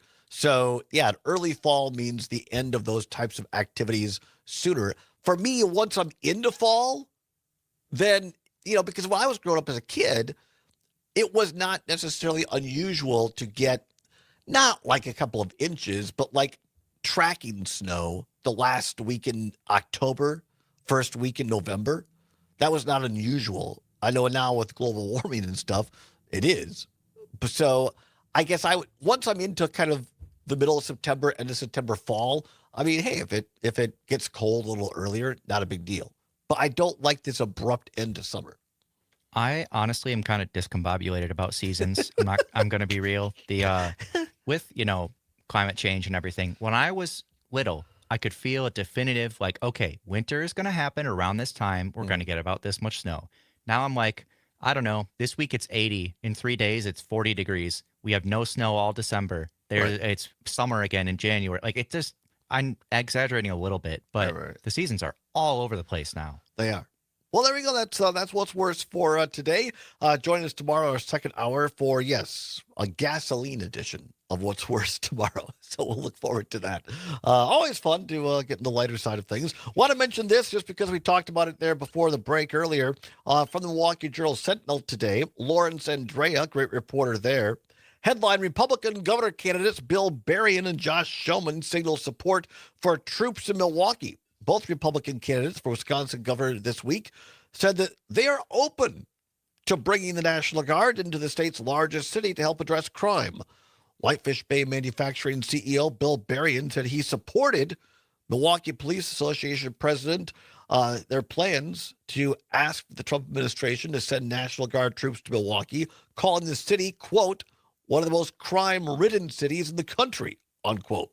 And Washington County Executive Josh Schoeman told the Milwaukee Journal-Sentinel today that he would, quote, proactively work with the president to deploy sufficient law enforcement to keep our neighbors in Milwaukee safe, including the National Guard, unquote, if he's elected governor. The comments come as President Trump has deployed National Guard troops to Democratic cities over concerns about crime, or at least my editorializing here. At least that's what he says. Trump sent thousands of National Guard troops and hundreds of Marines to Los Angeles in June to quell protests and deployed troops across Washington, D.C. last month. Trump this week said he planned to send troops to Chicago, but yesterday said that he might send them to New Orleans instead. A federal judge ruled on September 2nd that the Trump administration broke the law when it deployed troops to Los Angeles, a ruling that could complicate future deployments. The Posse Comitatus Act, signed in 1878, generally prohibits using federal troops for domestic law enforcement. Posse Comitatus, of course, has a history here in Wisconsin, of all things. We're going to come back, do a little farm news for you next, so don't go anywhere for that. And planning on a special musical guest, so stick around for that. A little bit of news as well. It's a Wednesday afternoon edition of the Todd Allbaugh Show. Don't go anywhere on the Civic Media Radio Network.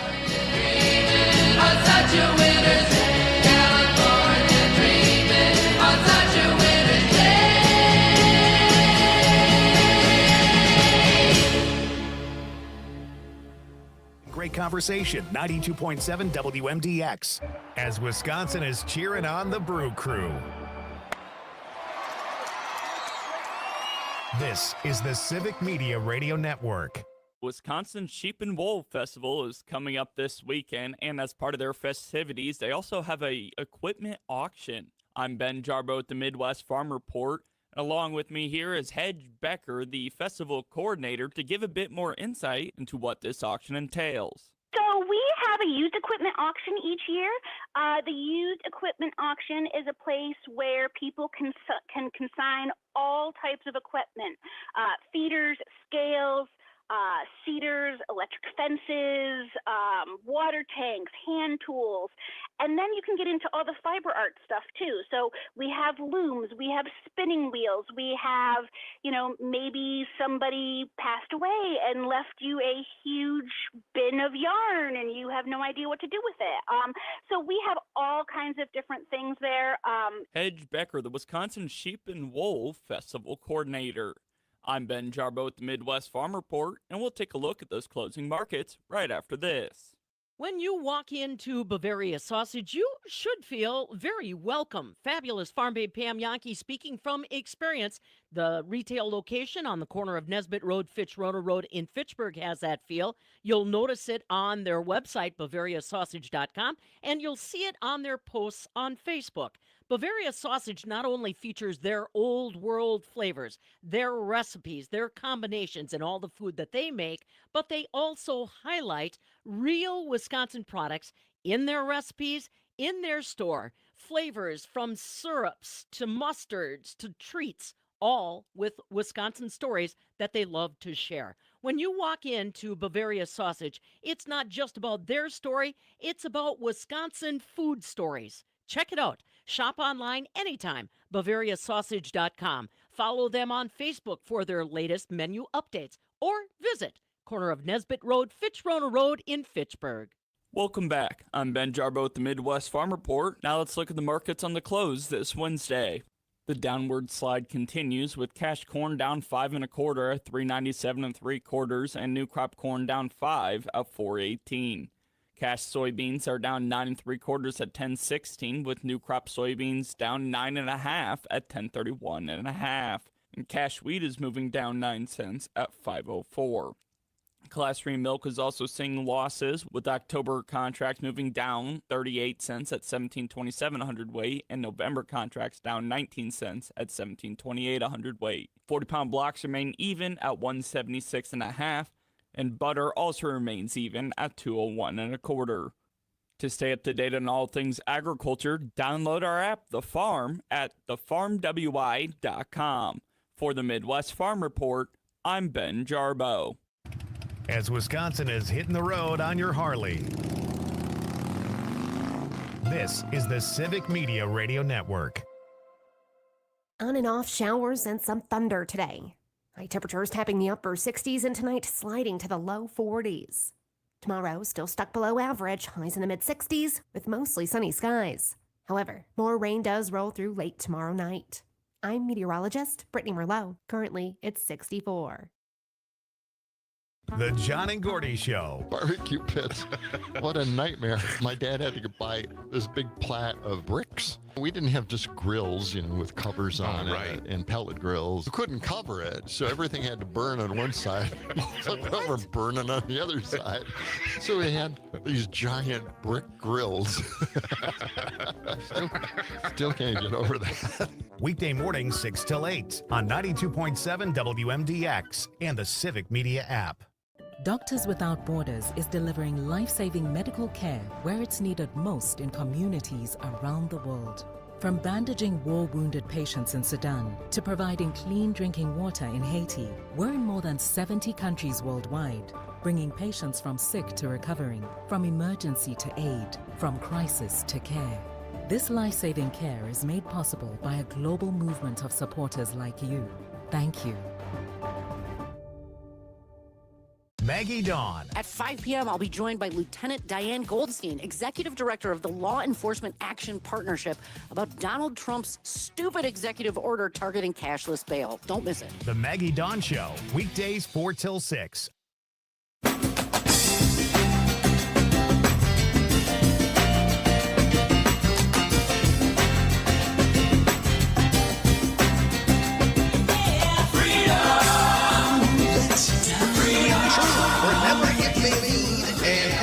Welcome back to the Todd Allbaugh Show on the Civic Media Radio Network. It's now 35 minutes past the hour.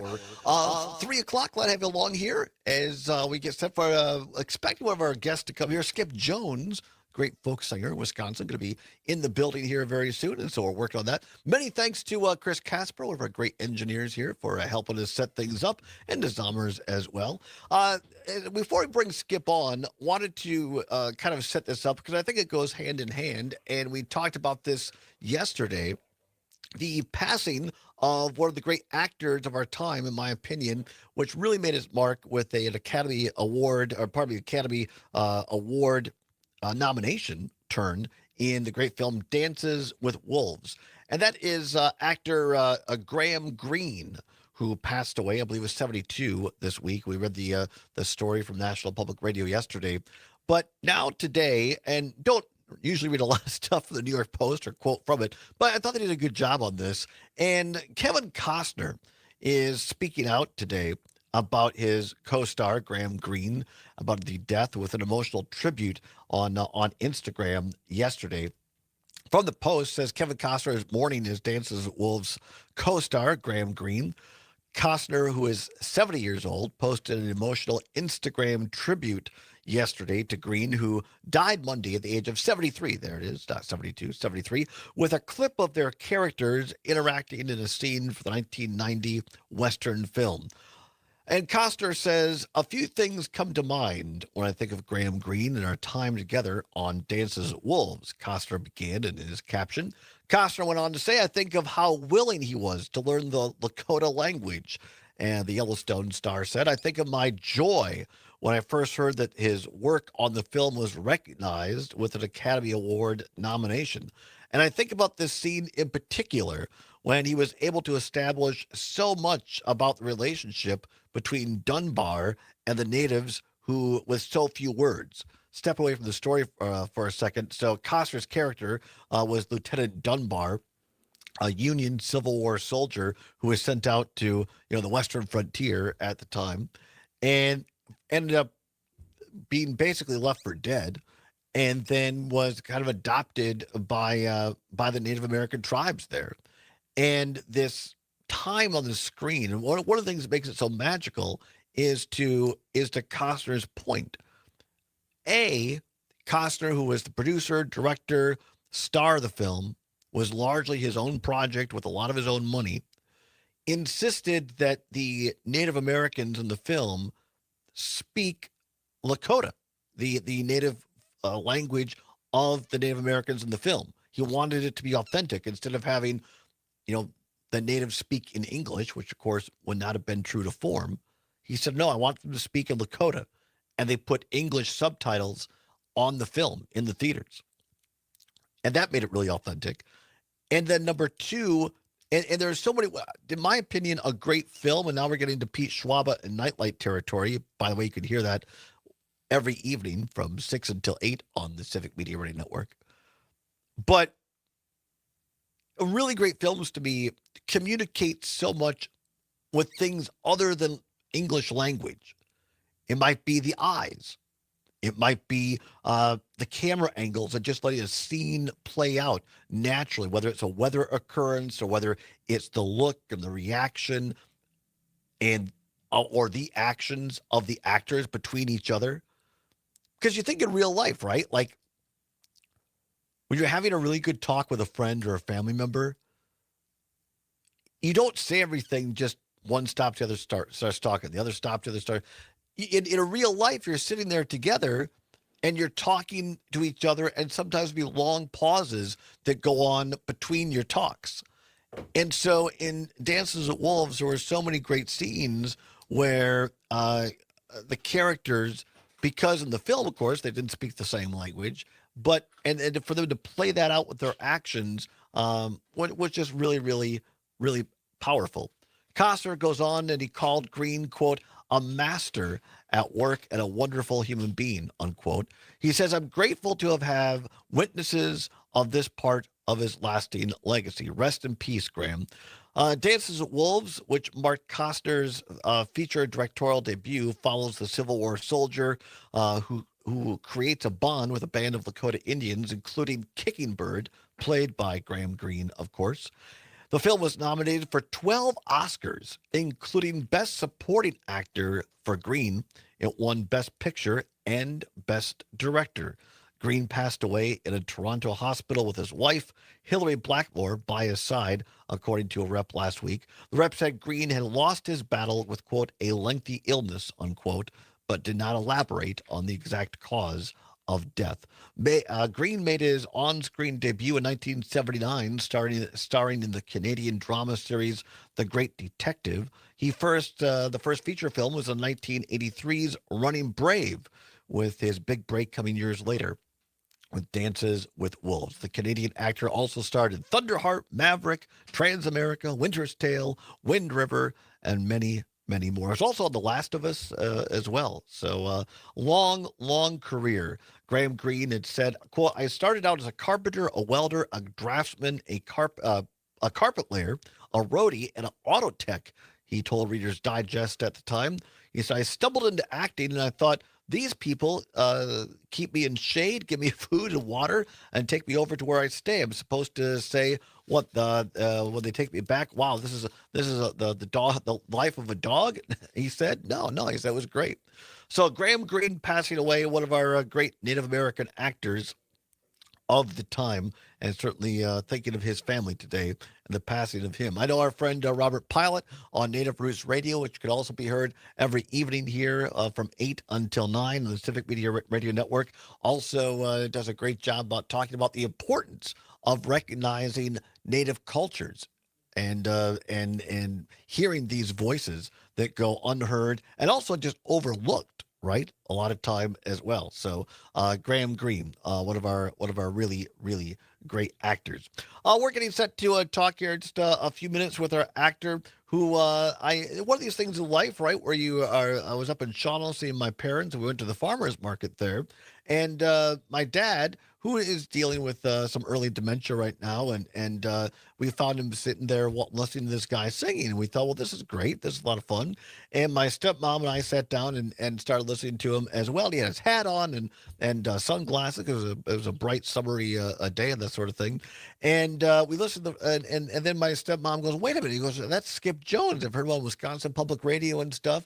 And so it's just really, really great And we had a great conversation, and so he was so kind enough while he's in town here to stop by for a few minutes and have a conversation and have a song. Skip is a career U.S. Navy veteran and has had a special connection with veterans and their unique issues. He's combines his diverse song repertoire with engaging stories from a lifetime of performing, teaching, and world travel. His sources of inspiration and material have come from late folk legend Utah Phillips, his primary mentor, advocates for social justice and environmental activists, with 23 grandchildren. How about that? 7 great-grandkids. He is a natural with audiences of all ages, accompanied by guitar, banjo, Native American flute. He has been entertained and educated at thousands of libraries, schools, festivals, nursing homes, and community events across the country.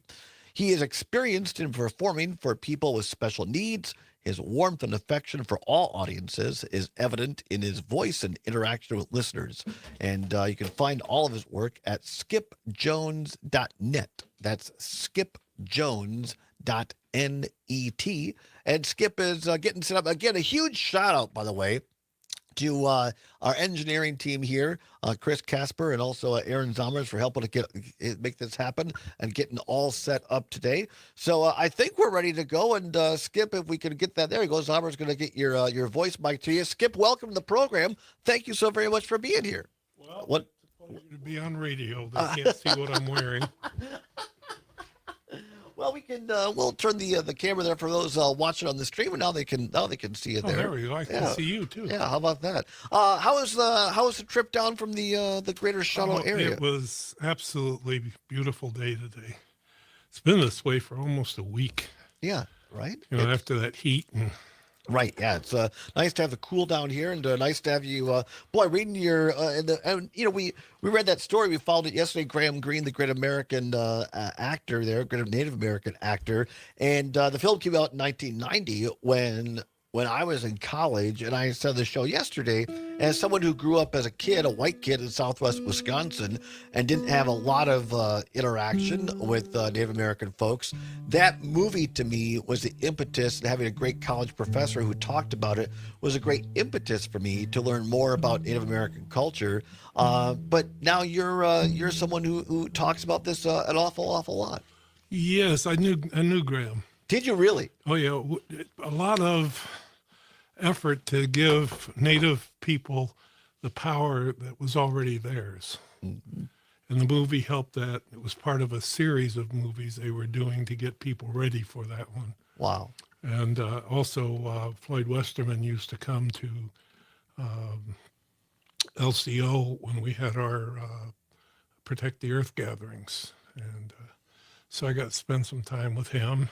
And Graham was there, and just so many of the Native elders that I've had the privilege to spend some time with. Right. And you're Native yourself, or no, are you? I'm Scottish, Welsh, and Dutch. Scottish, Welsh, or Dutch. So how did you come to this appreciation and advocacy and understanding of Native American indigenous community? Oh, when I was born in L.A. My dad went off to war, came back. We went back out to L.A. or to San Luis Obispo, which is where he got his engineering degree. Went back to New York and invented the first hard drive for IBM. Wow. It was way big and right. Stored a kilobyte. Yeah. But on TV there was a program, and that was new to me because we hadn't seen TV until I was back at my grandmother's. And I was about 7. And they had an old movie on called Broken Arrow. And the white guy representing the government and Cochise, Broken Arrow, and then worked for peace. I recently saw that movie on a retro station. It's the worst thing I've ever listened to because all the Indians were white guys, Right, all actors, yeah. Yeah, all right, actors. Right, yeah. And but it turned me on to wanting to know. And over the years, I was in the Navy for a bunch of years, got a real expansive exposure to diversity. And came back. My wife said that we got to leave here. And I got a place in Wisconsin you'll die for. Right. And it's right in the heart of between the Menominee and the Stockbridge. Okay. And the Stockbridge are Mohicans from where I grew up along the Hudson River. Yeah. So we moved out there, and it has been a absolutely amazing teaching to look at the way these people handle life in general. You want to play us a little song? Get ready to go out here on got to do a little business, as they say, in the business. 40 seconds. In the biz, got to do the So biz. play us a little bit on the way out here, just a little instrumental, and we'll all be back with more here with Skip Jones from the Civic Media Radio Network. Talk about the music business to hear a complete song. But here's a little instrumental by Skip on the way out on the Civic Media Radio Network. Well, we ain't got a barrel of money. Maybe we're ragged and funny, but we'll lift the load, carrying the load, side by side. Don't know what's coming tomorrow. Maybe it's trouble and sorrow. We'll travel the road, sharing our load, side by side. Through all kinds of weather, why? What if the sky should fall? Just long as you're together, why? It doesn't matter at all. And when they've all had their quarrels and parted, maybe they've been started, we'll travel the road, just sharing our load, side by side. Hey, that's great, man. I figured, we can raise some money, do the biz, Oh, I'm sorry for all the runaround. Yeah, two things were pulling at me. One, I used to play down here all the time. yeah, I played every single nursing home in the city and schools and stuff. By the way, we're broadcasting on the stream, but we're Okay. not on the radio right now. We got about a minute left. So it's nice coming back. My daughter lives in Middleton. Oh, nice. Okay. My son-in-law is a Zuni native, and he had at 35 had colorectal cancer. Oh man. And he became the poster child. He was on big billboards, and they moved around. Everybody be driving around. There's my son-in-law up on the big thing again. Right. But that's years ago, and he recovered. Wow, that's great. Yeah, that's great. So there's another show on the top of the hour, but we'll come back here. Well, if you want to play some music, we'll start you out here before we come back in and play in, and then chat for a couple minutes. Do you want to play a complete song or what? Sure, what do I'd you love want? to. All right, yeah. Well, you can play wherever you want and introduce it, and then we'll let you play us out here just before the top of the hour. So sorry we don't have the complete. Oh, that's okay. Half hour here, but this is great. Really appreciate it. We'll do it again. Yeah, absolutely. So we're back in at 5250, right, Sommers? Yes. All right, so we'll have them start playing, or 5220, right? Yeah. Sorry, 5220. We'll wait about 30 seconds, and you can start playing. So it's been a thrill. I've been brothered to many of the tribes, working on suicide prevention up in northern. Suicide prevention through the pandemic with veterans. We were losing 22 a day. Oh my gosh. Now it's down to 15 a day.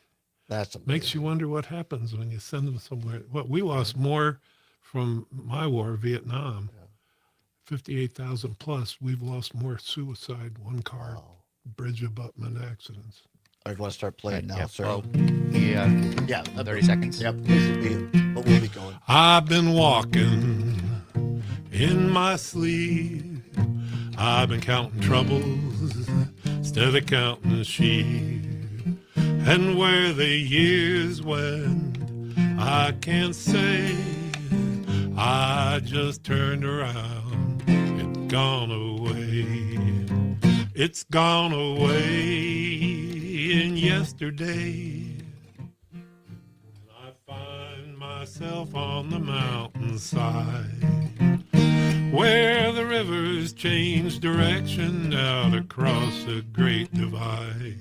And I've been sifting through the layers of dusty books and faded paper Welcome back to the Todd Why they Allbaugh tell Show a on the Civic Media Radio Network. Now, 8 minutes before the hour of 4 o'clock, the top of the hour, ABC and CBS News. Depending upon which of our great stations you're listening to, a check of weather and sports with the great Mike Clemens, and then another edition of the Maggie Dawn Show here on the Civic Media Radio Network. I hate to interrupt him because it sounds so good, but it's great having live music. Now, I grew up in Richland Center. My first station was WRCO, and it was one of those old studios that was built specifically for a radio station in 1949, and it had a room for live music. And so that's the only way you could do it. You didn't have, reel to reels even or anything back then. And so we are joined by Skip Jones here, folk singer and activist. You can find all of his work at skipjones.net, skipjones.net. I know Zommers will put that up on the board. It's great to have him with us. I'm sorry we had a little bit of a confusion getting you here, but we're going to have you back, Skip, where we can have a complete segment, a complete half hour. I want you to do give you time to do a full song, but give us about a minute and a half or so on something either about you or a cause that is on your mind today, Skip. Well, the cause that's on my mind, I'm a 14-year veteran, and first and foremost, working with vets is important to me. But generally speaking, we need to pull it all together. Mm-hmm. We've gone far away from what I knew as a kid growing up in New York City. You said hello to everybody on the avenue, whether you knew them or not. It was just a recognition of, hey, I see you as a human being. Yeah. Things are cool, Mm-hmm. And nowadays, that's not so true anymore, and it bothers me. I have 29 grandchildren. Mm-hmm. I have 12 great-grandchildren, and I am a little concerned with what's going to happen. The Indians the natives have a thing called seventh generation, and that's a belief that we need to look into the next seventh generation whenever we make a decision that affects the air, water, or land, because it's not ours, it's theirs. So anyway.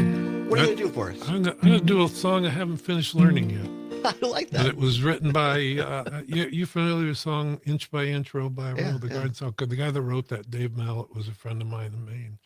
He passed in November. And he wrote this one. I'm learning it because I think it needs to be out there. So here's the first verse and chorus. All right. Here's Skip Jones, everybody.